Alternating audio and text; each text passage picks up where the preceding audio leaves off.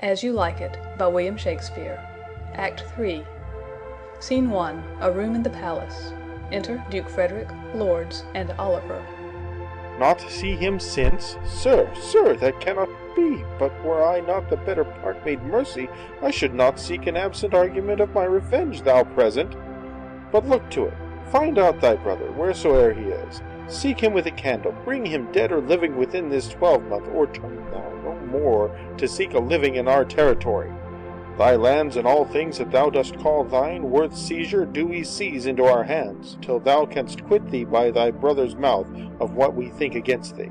Oh, that your highness knew my heart in this! I have never loved my brother in my life.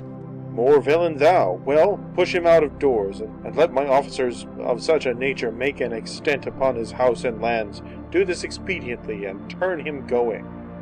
Exeunt. Scene 2. The forest. Enter Orlando with a paper. Hang there my verse in witness of my love, and thou, thrice-crowned Queen of Night, survey with thy chaste eye from thy pale sphere above thy huntress name that my full life doth sway. O Rosalind! These trees shall be my books, and in their barks my thoughts all character, that every eye which in this forest looks shall see thy virtue witnessed everywhere.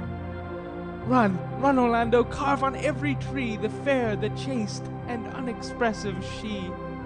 Exit. Enter Corin and Touchstone. And how like you this shepherd's life, Master Touchstone? Truly, shepherd, in respect of itself it is a good life, but in respect that it is a shepherd's life it is not. In respect that it is solitary I like it very well, but in respect that it is private it is a very vile life. Now, in respect it is in the fields it pleaseth me well, but in respect it is not in the court it is tedious.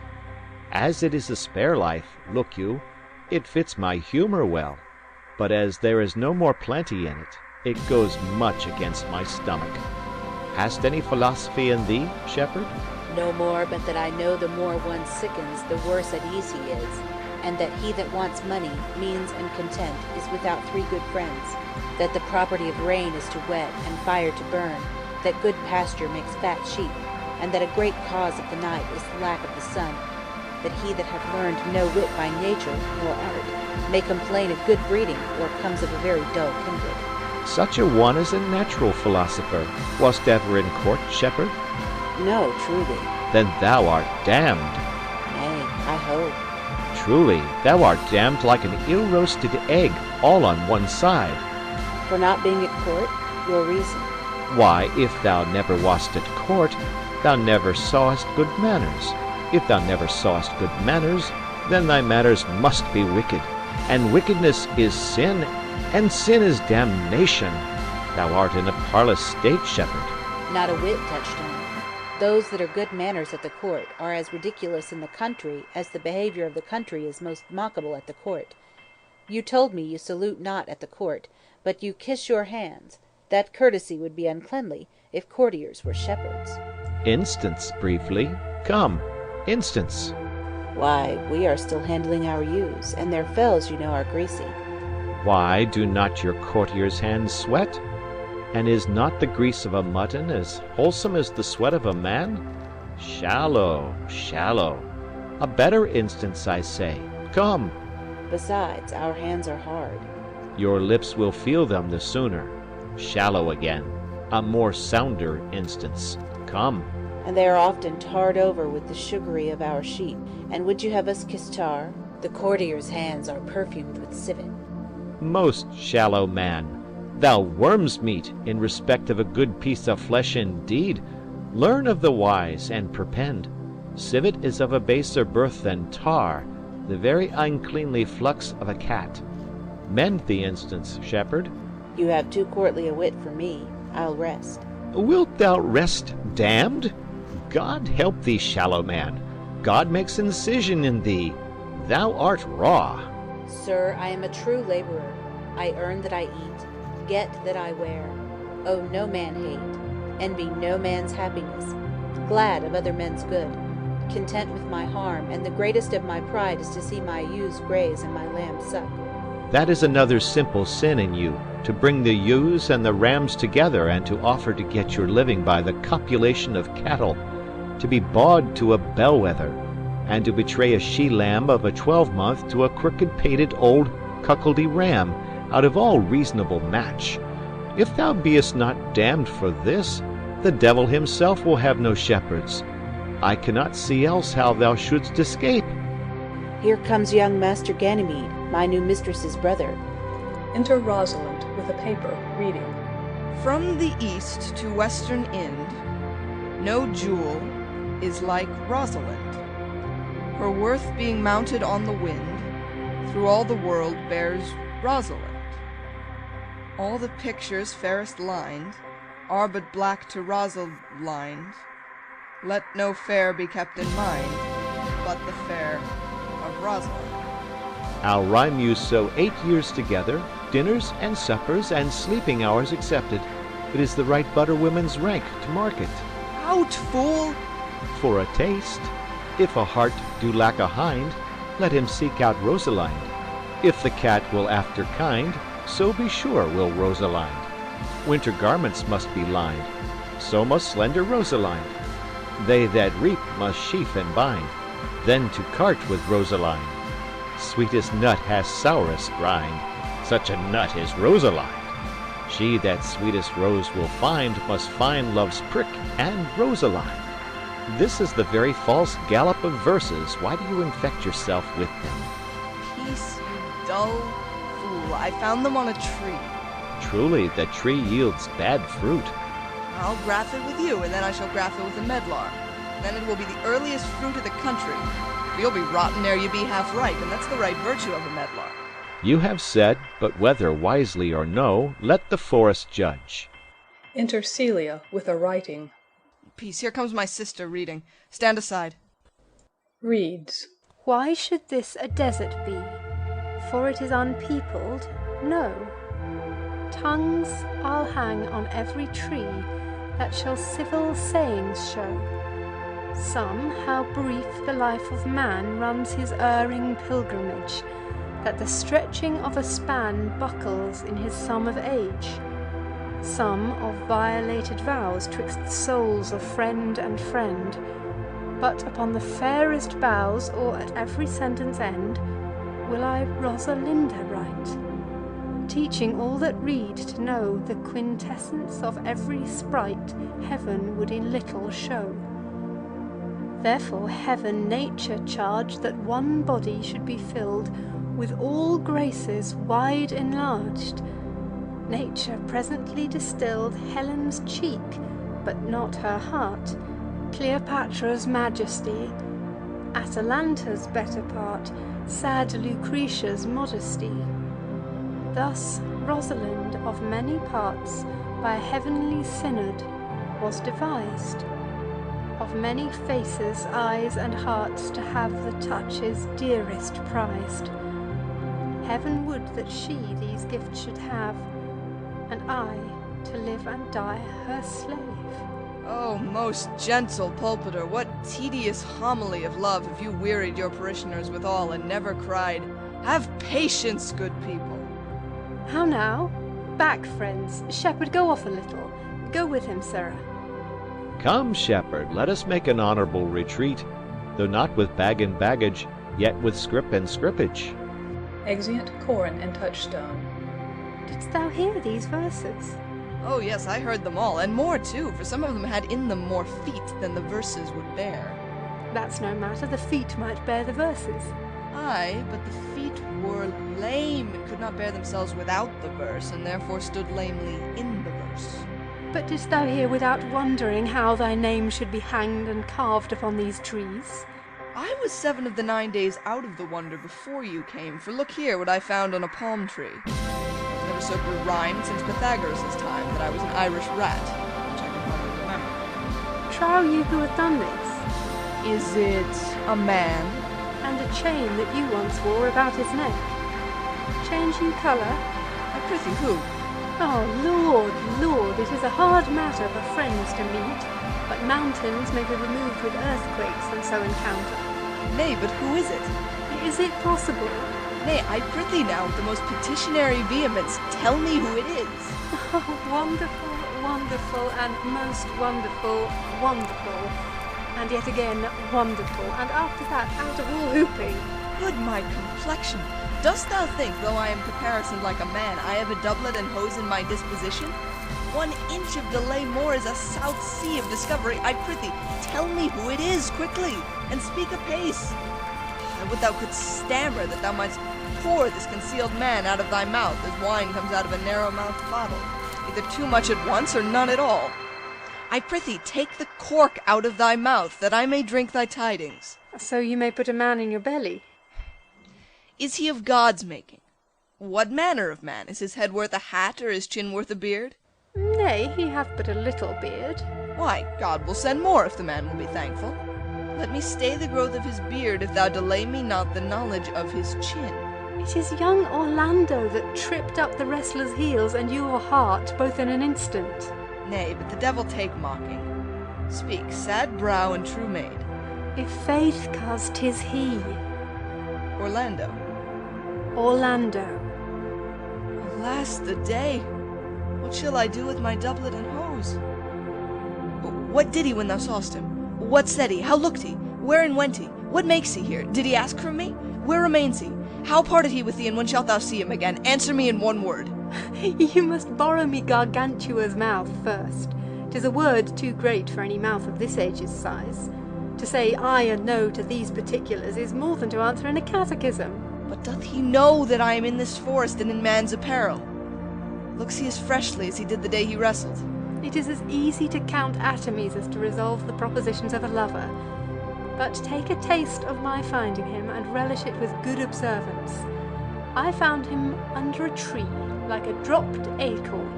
It may well be called Jove's tree when it drops forth such fruit. Give me audience, good madam. Proceed. There lay he, stretched along like a wounded knight. Though it be pity to see such a sight, it well becomes the ground. Cry holler to thy tongue, I prithee, it curvets unseasonably. He was furnished like a hunter. Oh, ominous! He comes to kill my heart. I would sing my song without a burden. Thou bringest me out of tune. Do you not know I am a woman? When I think, I must speak. Sweet, say on. You bring me out. Soft, comes he not here? Enter Orlando and Jaques. 'Tis he. Slink by and note him. I thank you for your company, but, good faith, I had as lief have been myself alone. And so had I. But yet, for fashion's sake, I thank you too for your society. God be with you. Let's meet as little as we can. I do desire we may be better strangers. I pray you, mar no more trees with writing love songs in their barks. I pray you, mar no more of my verses with reading them ill-favourably. Rosalind is your love's name? Yes, just. I do not like her name. There was no thought of pleasing you when she was christened. What stature is she of? Just as high as my heart. You are full of pretty answers. Have you not been acquainted with goldsmiths' wives and conned them out of rings? Not so, but I answer you right-painted cloth from whence you have studied your questions. You have a nimble wit. I think 'twas made of Atalanta's heels. Will you sit down with me, and we two will rail against our mistress the world and all our misery? I will chide no breather in the world, save myself, against whom I know most faults. The worst fault you have is to be in love. 'Tis a fault I will not change for your best virtue.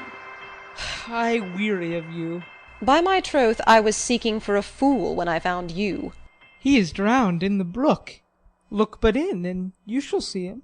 There I shall see mine own figure, which I take to be either a fool or a cipher. I'll tarry no longer with you. Farewell, good Signor Love. I am glad of your departure. Adieu, good Monsieur Melancholy. Exit Jaques. Aside to Celia. I will speak to him like a saucy lackey, and under that habit play the knave with him. Do you hear, Forester? Very well. What would you? I pray you, what is the clock? You should ask me what time of day. There's no clock in the forest. And there is no true lover in the forest, else sighing every minute and groaning every hour would detect the lazy foot of time as well as the clock. And why not the swift foot of time? Had not that been as proper? By no means, sir. Time travels in divers paces with divers persons. I'll tell you who time ambles withal, who time trots withal, who time gallops withal, and who he stands still withal. I prithee, who does he trot withal? Marry, he trots hard with a young maid, between the contract of her marriage and the day it is solemnized. If the interim be but a se'ennight, time's pace is so hard it seems the length of 7 year. Who ambles time withal? With a priest that lacks Latin, and a rich man that hath not the gout. For the one sleeps easily because he cannot study, and the other lives merrily because he feels no pain. The one lacking the burden of lean and wasteful learning, the other knowing no burden of heavy tedious penury. These time ambles withal. Who doth he gallop withal? With a thief to the gallows. For though he go as softly as foot can fall, he thinks himself too soon there. Who stays it still withal? With lawyers in the vacation. For they sleep between term and term, and then they perceive not how time moves. Where dwell you, pretty youth? With this shepherdess, my sister, here on the skirts of the forest, like fringe upon a petticoat. Are you native of this place? As the coney that you see dwell where she is kindled. Your accent is something finer than you could purchase in so removed a dwelling. I have been told so of many, but indeed an old religious uncle of mine taught me to speak, who was in his youth an inland man, one that knew courtship too well, for there he fell in love. I have heard him read many lectures against it, and I thank God I am not a woman, to be touched with so many giddy offences as he hath generally taxed their whole sex withal. Can you remember any of the principal evils that he laid to the charge of women? There were none principal. They were all as like one another as halfpence are, every one fault seeming monstrous till his fellow fault came to match it. I prithee recount some of them. No, I will not cast away my physic, but on those who are sick. There is a man haunts this forest that abuses our young plants with carving Rosalind on their barks, hangs odes upon hawthorns and elegies on brambles, all forsooth deifying the name of Rosalind. If I could meet that fancy-monger, I would give him some good counsel, for he seems to have the quotidian of love upon him. I am he that is so love-shaped. I pray you, tell me your remedy. There is none of my uncle's marks upon you. He taught me how to know a man in love, in which cage of rushes I am sure you are not prisoner. What were his marks? A lean cheek, which you have not. A blue eye and sunken, which you have not. An unquestionable spirit, which you have not. A beard neglected, which you have not, but I pardon you for that, for simply your having in beard is a younger brother's revenue. Then your hose should be ungartered, your bonnet unbanded, your sleeve unbuttoned, your shoe untied, and everything about you demonstrating a careless desolation. But you are no such man, you are rather point device in your accoutrements, as loving yourself and seeming the lover of any other. Fair youth, I wish I could make thee believe. I love. Me believe it. You may as soon make her that you love believe it, which I warrant she is apter to do than confess she does. That is one of the points in the which women still give the lie to their consciences. But in good sooth, are you he that hangs the verses on the trees wherein Rosalind is so admired? I swear to thee, youth, by the white hand of Rosalind, I am that he, that unfortunate he. But are you so much in love as your rhymes speak? Neither rhyme nor reason can express how much. Love is merely a madness, and I tell you deserves as well a dark house and a whip as madmen do.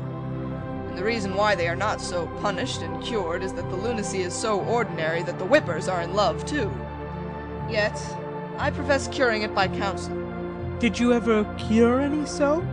Yes, one, and in this manner.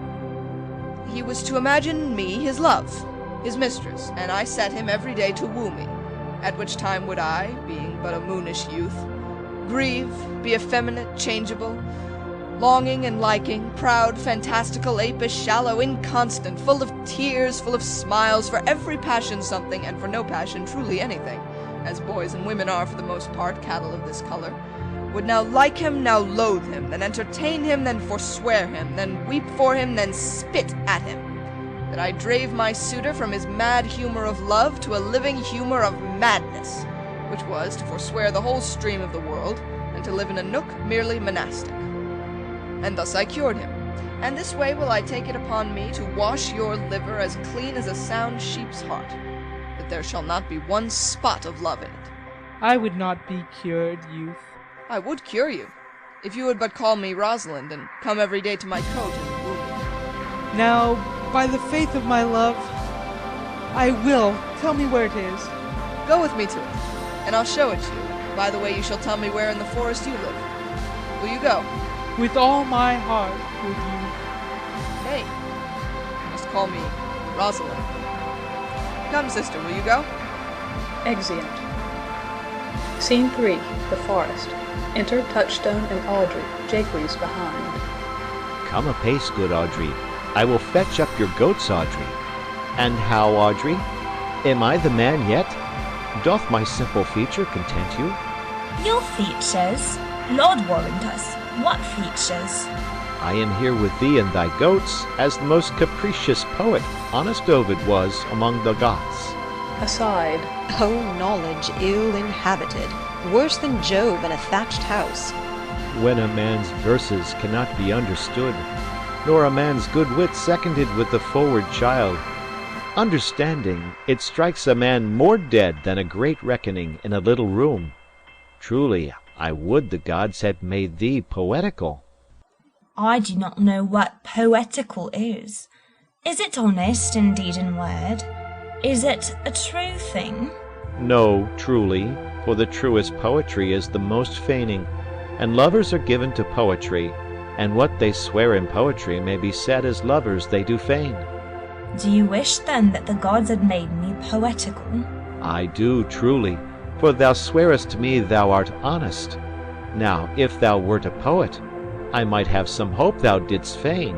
Would you not have me honest? No, truly, unless thou wert hard-favoured, for honesty coupled to beauty is to have honey a sauce to sugar. Aside. A material fool.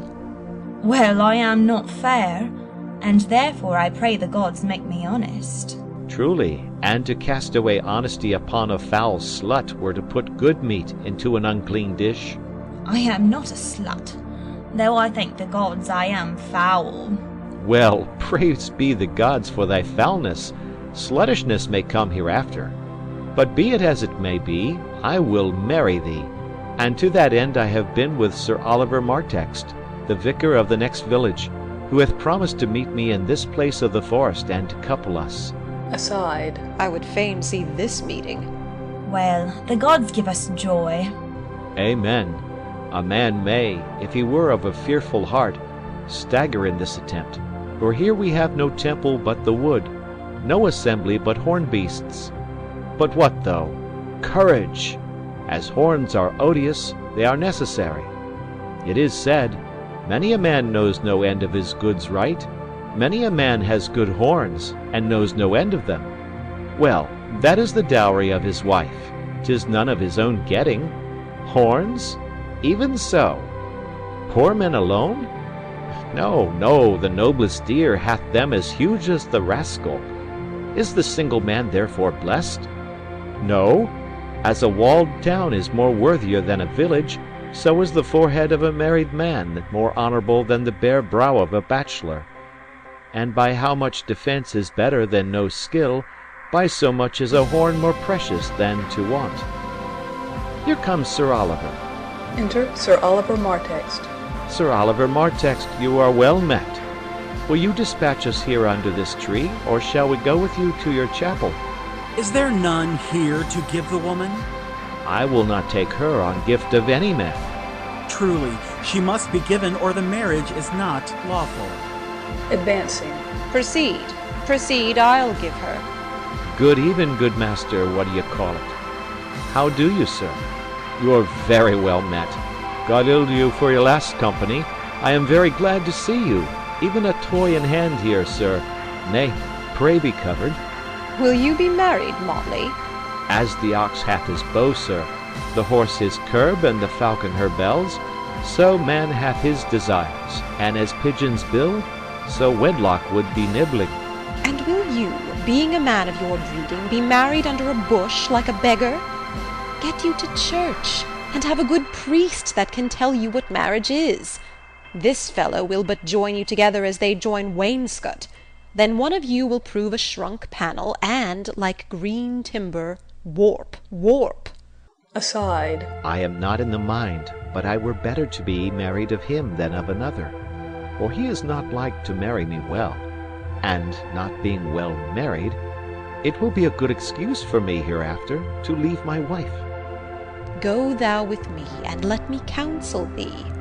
Come, sweet Audrey, we must be married, or we must live in bawdry. Farewell, good Master Oliver. Not, O sweet Oliver, O brave Oliver, leave me not behind thee, but wind away, be gone, I say, I will not to wedding with thee. Exeunt Jaques, Touchstone, and Audrey. 'Tis no matter, ne'er a fantastical knave of them all shall flaunt me out of my calling. Exit. Scene 4. The Forest. Enter Rosalind and Celia. Never talk to me, I will weep. Do, I prithee, but yet have the grace to consider that tears do not become a man. But have I not cause to weep? As good a cause as one would desire, therefore weep. His very hair is of the dissembling colour. Something browner than Judas's, marry, his kisses are Judas's own children. I'faith, his hair is of a good colour. An excellent colour. Your chestnut was ever the only colour. And his kissing is as full of sanctity as the touch of holy bread. He hath bought a pair of cast lips of Diana. A nun of Winter's sisterhood kisses not more religiously. The very ice of chastity is in them. But why did he swear he would come this morning, and comes not? Nay, certainly there is no truth in him. Do you think so? Yes. I think he is not a pick-purse nor a horse-stealer. But for his verity in love, I do think him as concave as a covered goblet or a worm-eaten nut. Not true in love? Yes, when he is in. But I think he is not in. You have heard him swear downright he was. Was is not is. Besides, the oath of a lover is no stronger than the word of a tapster. They are both the confirmer of false reckonings. He attends here in the forest on the Duke your father. I met the Duke yesterday, and had much question with him. He asked me of what parentage I was. I told him of as good as he, so he laughed and let me go. But what talk we of fathers when there's such a man as Orlando? Oh, that's a brave man. He writes brave verses, speaks brave words, swears brave oaths, and breaks them bravely, quite traverse athwart the heart of his lover, as a puny tilter that spurs his horse but on one side, breaks his staff like a noble goose. But all's brave that youth mounts and folly guides. Who comes here? Enter Corin. Mistress and master, you have oft inquired after the shepherd that complained of love, who you saw by me sitting on the turf, praising the proud, disdainful shepherdess that was his mistress. Well, and what of him? If you will see a pageant truly played, between the pale complexion of true love and the red glow of scorn and proud disdain, go hence a little, and I shall conduct you, if you will mark it. Oh, come, let us remove. The sight of lovers feedeth those in love. Bring us to this sight, and you shall say I'll prove a busy actor in their play. Exeunt. Scene 5. Another part of the forest. Enter Silvius and Phoebe. Sweet Phoebe, do not scorn me, do not, Phoebe. Say that you love me not, but say not so in bitterness. The common executioner, whose heart the accustomed sight of death makes hard, falls not the axe upon the humbled neck, but first begs pardon. Will you sterner be than he that dies and lives by bloody drops? Enter Rosalind, Celia, and Corin behind. I would not be thy executioner. I fly thee, for I would not injure thee. Thou tells me there is murder in mine eye. 'Tis pretty sure, and very probable that eyes, that are the frailest and softest things, who shut their coward gates on atomies, should be called tyrants, butchers, murderers. Now I do frown on thee with all my heart, and if mine eyes can wound, now let them kill thee. Now counterfeit to swoon, why now fall down? Or if thou canst not, oh, for shame, lie not to say mine eyes are murderers.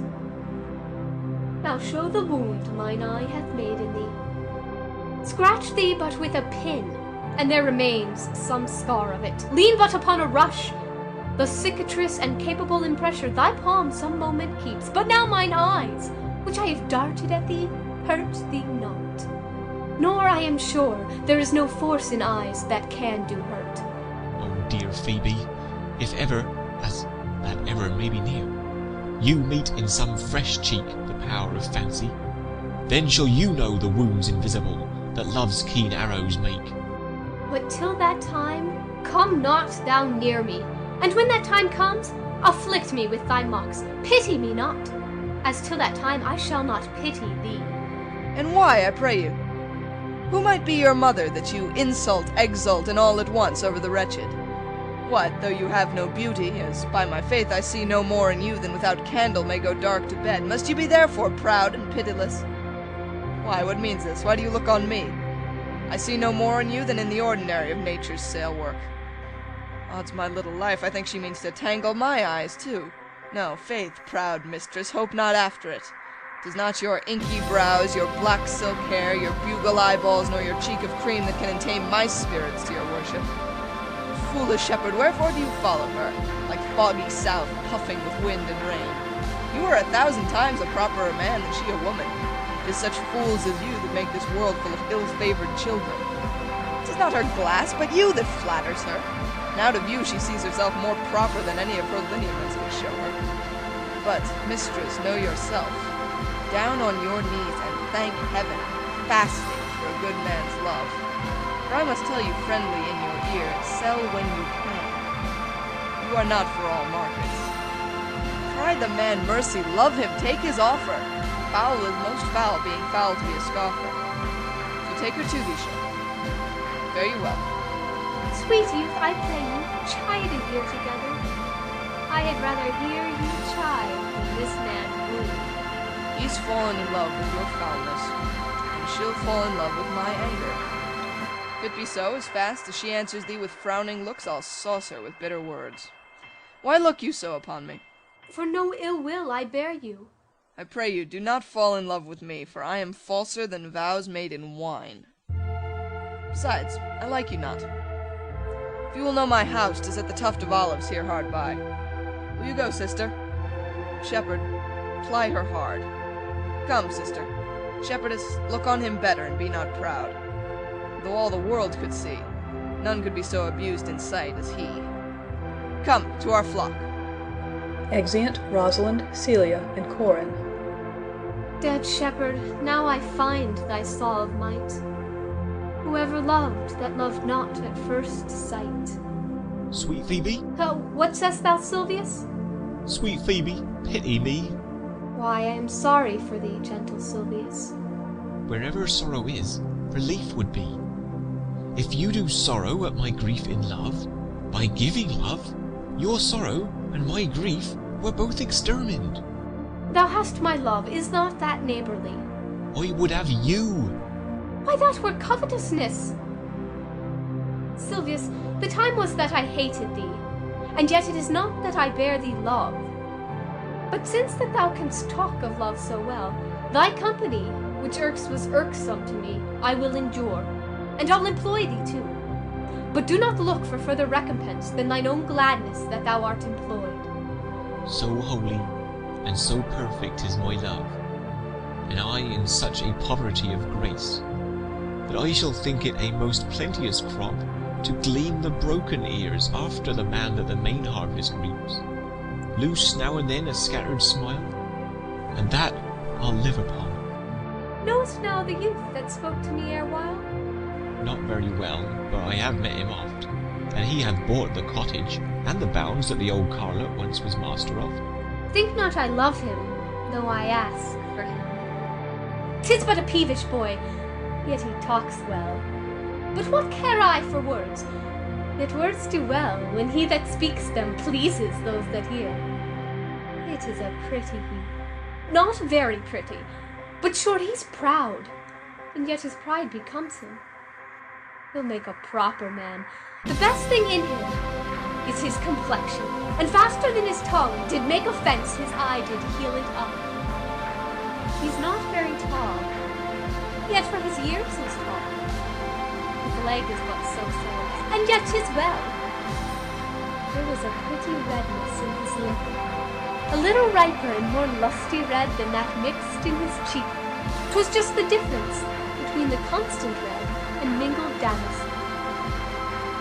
There be some women, Silvius, had they marked him in parcels as I do, would have gone near to fall in love with him. But for my part, I love him not, nor hate him not. And yet I have more cause to hate him than to love him. For what had he to do to chide at me?